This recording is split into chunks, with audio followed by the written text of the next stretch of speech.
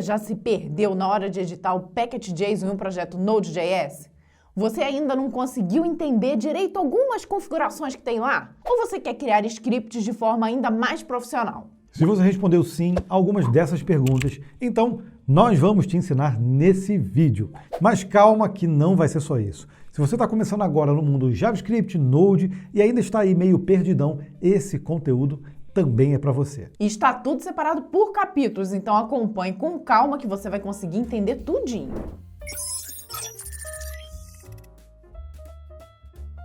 Esse vai ser um aulão sobre o Package.json, um arquivo de configuração dos projetos utilizados no Node e que muito tem aí um certo medinho de colocar a mão.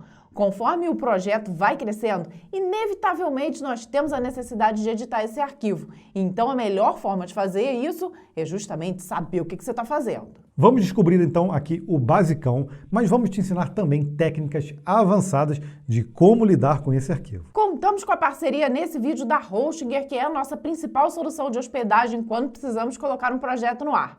Muita gente acha que só dá para rodar PHP nesses servidores, mas não é verdade não. Nós, por exemplo, usamos e abusamos aqui das soluções de VPS, onde você pode configurar o servidor do jeito que quiser. Nós temos muitos projetos atualmente rodando em Node na Hostinger. Inclusive, tem vários vídeos nossos aqui no canal mostrando isso.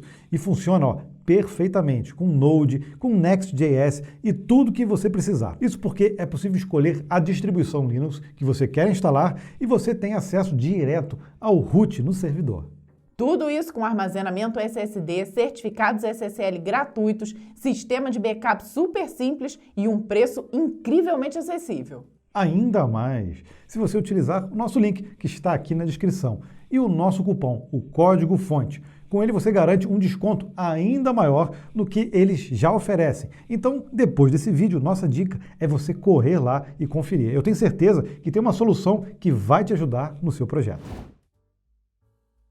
O Package.json é um arquivo fundamental em qualquer projeto Node.js. Ele serve como a configuração central do projeto, armazenando informações importantes como o nome, versão, autor, dependências, scripts e muito mais. Esse arquivo é essencial para gerenciar e compartilhar seu projeto de maneira eficaz. Vamos ver então como é que a gente cria esse tal de Package.json. Eu vou criar uma pasta para o meu projeto e vou já entrar na minha pasta. E aí, com o gerenciador, o npm, basta ir em npm init, simples assim. Ele vai fazendo algumas perguntas, né, sobre o nome do projeto, descrição, qual é o arquivo que vai ser o arquivo principal, tem, por exemplo, scripts, autor, repositório do Git, licença, tem de tudo. Ó. Ele já coloca por padrão alguma coisa, mas se a gente quiser digitar aqui, pode, tá? Então, descrição. Vou colocar aqui demonstração, utilização do Package.json em projetos Node. Então, por exemplo, o arquivo principal, né? index.js. A gente vai deixar. Eu posso botar um comando de teste, por exemplo. Por enquanto a gente não vai fazer, depois a gente vai criar isso e aí vamos testar, né? Repositório do Git, não. Keywords, a gente pode entrar também, por exemplo, colocando como Package.json, Node.js e etc. Eu vou botar só esses dois aqui. Autor e licença. Vou botar um MIT. E aí, com isso, ele já cria a estrutura do arquivo. Então, é assim que vai ficar a carinha do nosso Package.json inicialmente. E aí, você basta confirmar, dá um OK. E se a gente listar agora a pasta, a gente vai ver que já tem ali o arquivo. É importante dizer que uma vez que um projeto Node é criado, ele pode ou não virar um pacote NPM para outros desenvolvedores poderem importar. Isso só depende de você. Então é por isso que existem informações no Package.json para te ajudar a publicar o projeto como um pacote também. Vamos ver agora como funcionam as dependências em projetos Node. Quando falamos em dependências, estamos falando de pacotes de terceiros que o seu projeto precisa para funcionar. No Package.json, você pode especificar 4 tipos de dependência: de produção, de desenvolvimento, opcionais e o de pares, que é o chamado de Peer Dependencies. Por exemplo, nas dependências que são as dependências de produção, entram frameworks e bibliotecas essenciais. Em Dev Dependencies, ou dependências de desenvolvimento, entram lá por coisas como o Jest, o SLint. Em Optional Dependencies, as dependências opcionais, ou seja, são aqueles pacotes que, se não estiverem disponíveis, a aplicação ainda funciona. E a Peer Dependencies, ou dependências em pares, que são usadas para especificar que um pacote precisa de uma dependência que deve ser instalado pelo consumidor final do pacote. Vou te dar um exemplo. Se você está criando um plugin para o React e tem o próprio React como uma dependência de par, o usuário será notificado que vai ser preciso primeiro instalar o React. Eu já abri o VS Code, já está o arquivo lá atrás, ó, exatamente como a gente criou ele. E aí a gente vai começar a instalar as dependências. E aí a gente vai ver justamente esse arquivo modificando ali. Então, para instalar uma dependência, é fácil, né? Você coloca o npm install e o nome da dependência, ou só o i e o nome da dependência. Então, nesse nosso projeto aqui, a gente vai instalar o Express. Ele está instalando, olha só. Ele já colocou aqui como dependência e trouxe justamente a última versão disponível do Express. Lembrando que toda vez que ele instala isso, ele também traz a pasta Node Models, que é essa pasta... Famigerada pasta Node Models. E é essa pasta que tem as dependências lá. Só que a gente não precisa levar isso para o nosso projeto, né? Porque como o Package.json já sabe quais são as dependências, essa pasta não é obrigatória. Acho que agora a gente pode fazer um exemplo de como instalar uma dependência, mas só para desenvolvimento. Ah, sim, ó. npm install, igualzinho, o nome da dependência. Então, nesse caso, eu posso colocar o Jest, que é justamente uma lib para fazer testes. E aí eu preciso do parâmetro saveDev. Tá? Esse é um padrão para outros tipos de dependências também. Então, a gente confirmando, ele baixa essa dependência e cria um campo aqui também, que é, a gente tinha explicado, o Dev Dependencies. Agora, a gente pode também desinstalar uma dependência. Ah, sim. Ó. Se a gente instalou, deu algum problema, ou a gente precisa atualizar, ou a gente não vai... Às vezes, aquela lib que você estava querendo, tirar aquela dependência dali. Aí é muito simples. Ó. Você usa o uninstall e remove a dependência que você não quer usar. Você vê que ele atualiza... Automaticamente. É bom que a gente deixou o arquivo aberto, vai vendo automaticamente ele fazendo as mudanças. Né? Depois a gente vai usar o Jest, a gente vai testar ele, tá?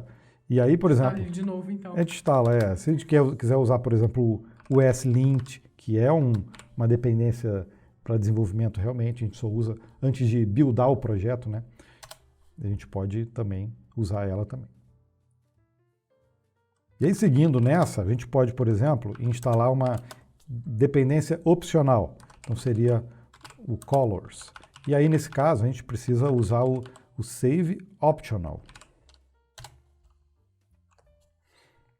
Como é que já entrou ali, ó. E o peer dependencies, né? Para a gente fazer isso, é a mesma pegada. A gente instala, coloca, por exemplo, o React e a gente bota save peer. Então a gente vê que no Package.json, cada um tem o seu campo, né, separado. Aí nesse caso de dependência por par, a gente, para poder instalar, por exemplo, o nosso pacote, a gente precisaria ter o React, é isso que eu estou informando ali. Então, nesse caso, a gente pode instalar desse jeito, ó, a gente instala o React, a gente determina aqui qual é a versão, né, que está ali, por exemplo, 18.3.1, e eu posso botar o nome do meu plugin, do meu projeto que eu estou criando. E aí ele instala tudo de uma vez.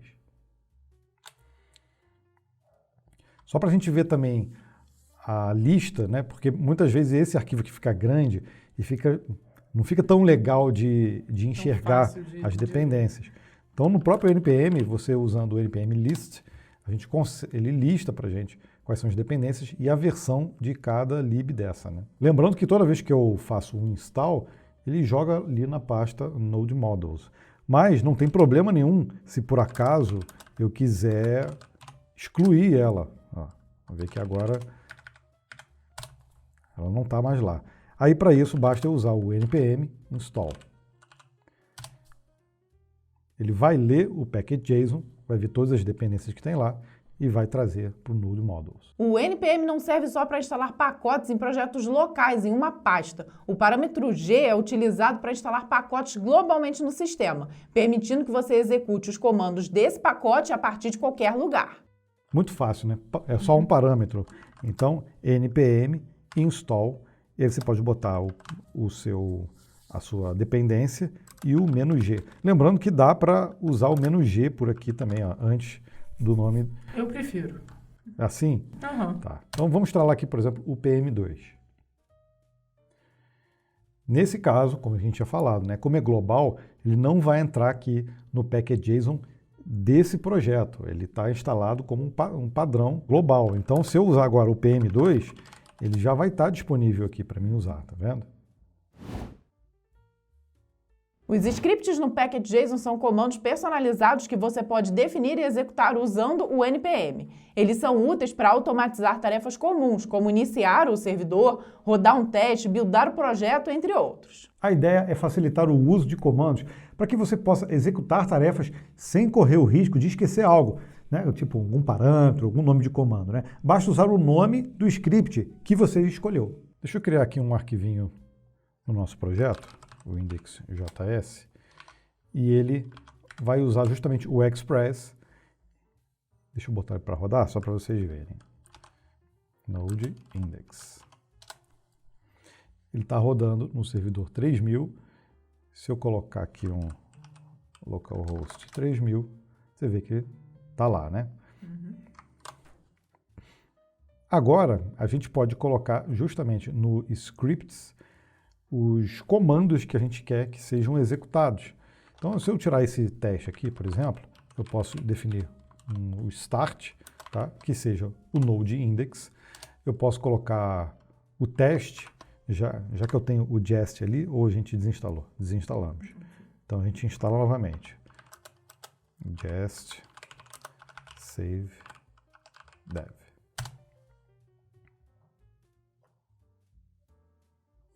Então, por exemplo, em teste, a gente já pode usar o próprio jest, se a gente quiser.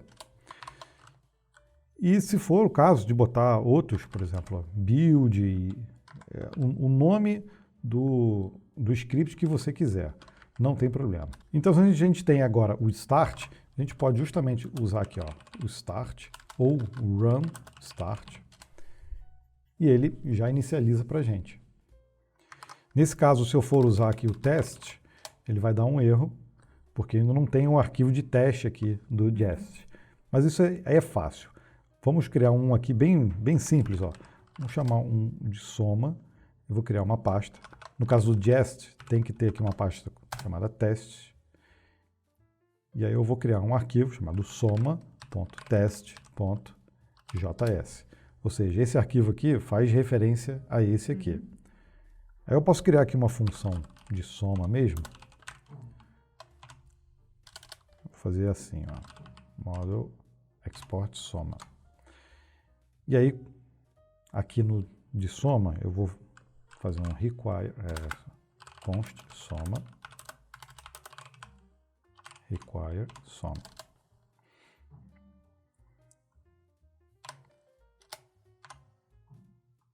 Pronto, aí o GitHub Copilot já fez para a gente. Então, se a gente rodar o nosso teste agora, ele já vai passar, tá vendo? Então, já funciona bem usando esse script aqui. Mas todos esses scripts que a gente cria, a gente pode criar hooks também para eles.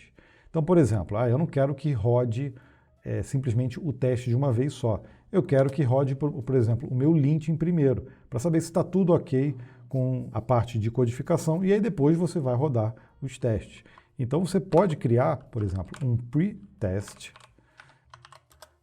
justamente para rodar o lint. Se você quiser fazer um post também, então você pode botar um post test, tá vendo lá? Testes finalizados. E você pode escrever, você pode fazer com o pre-start também.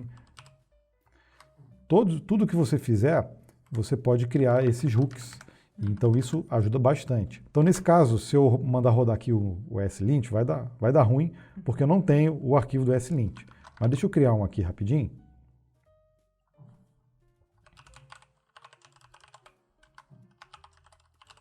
Vou colocar aqui uma configuração simples, só para passar no teste. E aqui no script, no pré-teste, ele vai rodar o slint automaticamente, tá? Eu não preciso escrever nada. Quando eu colocar para rodar o teste, ele roda o slint primeiro, tá vendo? E depois ele faz o teste realmente com o jest. E finaliza com a mensagem, né? Por exemplo, uma coisa muito comum, quem usa o projeto Node, é usar o NodeMon. Então a gente pode instalar ele e ele entra muito como uma dependência de desenvolvimento também. E para que serve? Quando você faz uma alteração no seu projeto, ele vai lá e restarta o servidor. É basicamente isso que ele faz. Então, como uma dependência de desenvolvimento aqui, a gente pode colocar, por exemplo, um script chamado dev. Olha lá. Copilot te ajudou de novo. E aí, quando a gente faz o npm run dev, ele já vai fazer a alteração. Se a gente fizer uma alteraçãozinha no nosso projeto aqui, por exemplo, A mais A. Tá vendo? Ele restarta automaticamente. Um outro legal de fazer, o pretest, é usar um outro script. Se eu colocar, por exemplo, um lint, ele já vai rodar. O pretest, ele pode ser nada mais do que o npm run lint.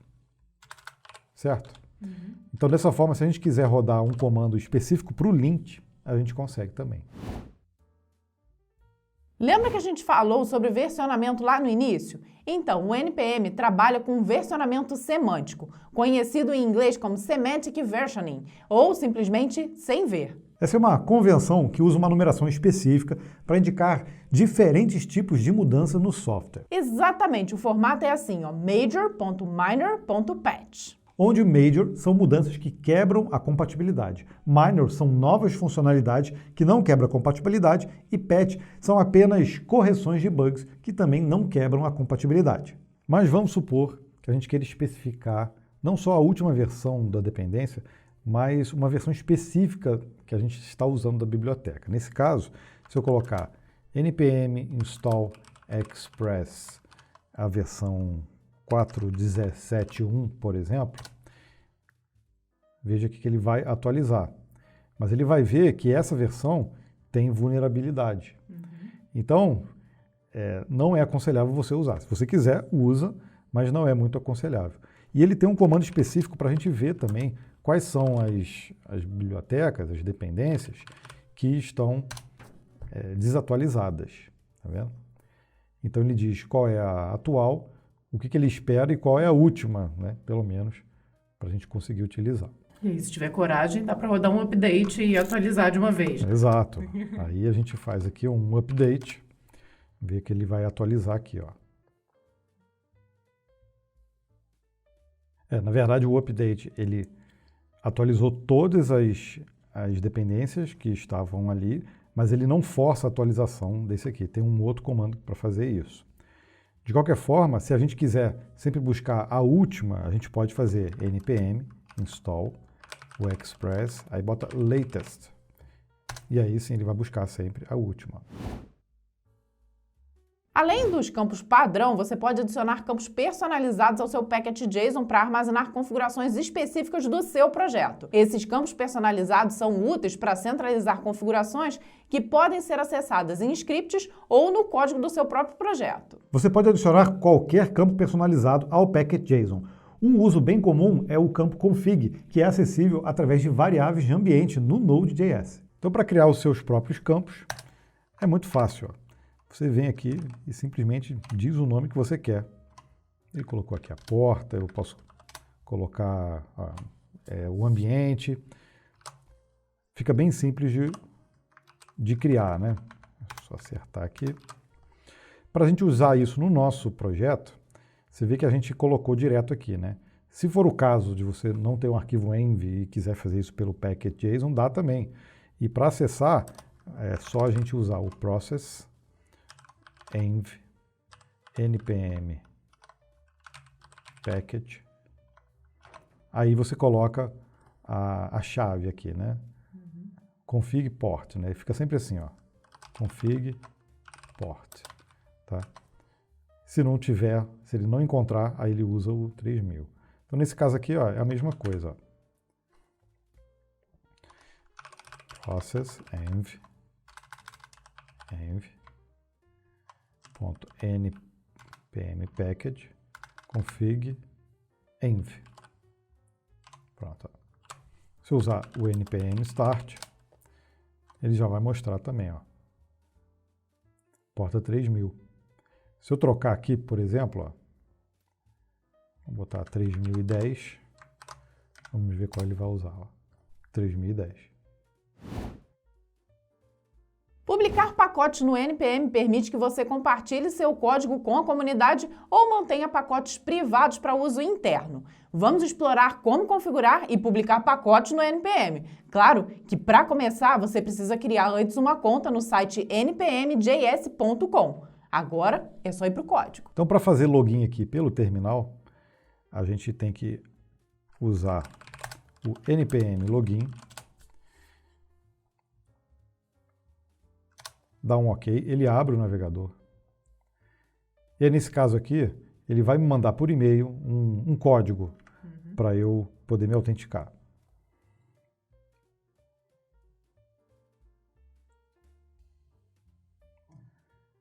Ok, agora está autenticado.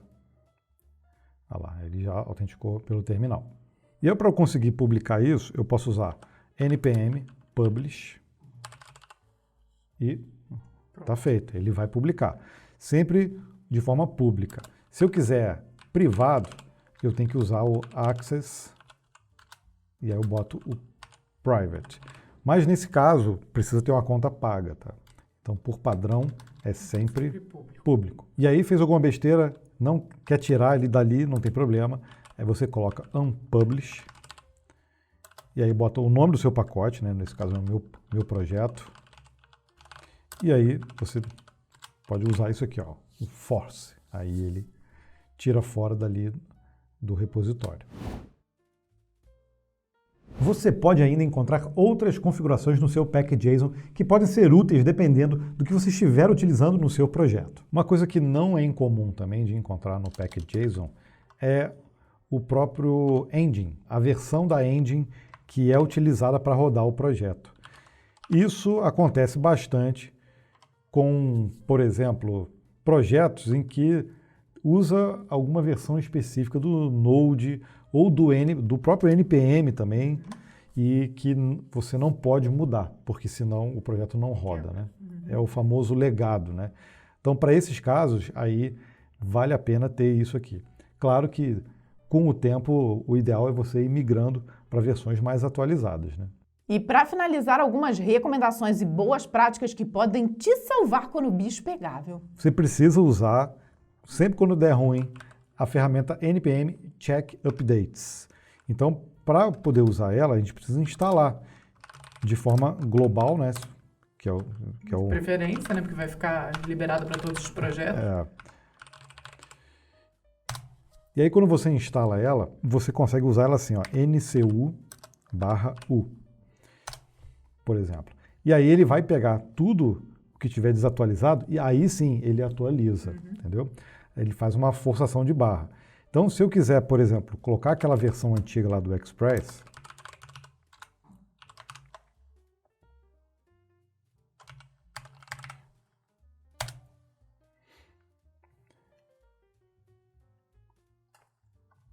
e agora eu vou usar o ncu/u,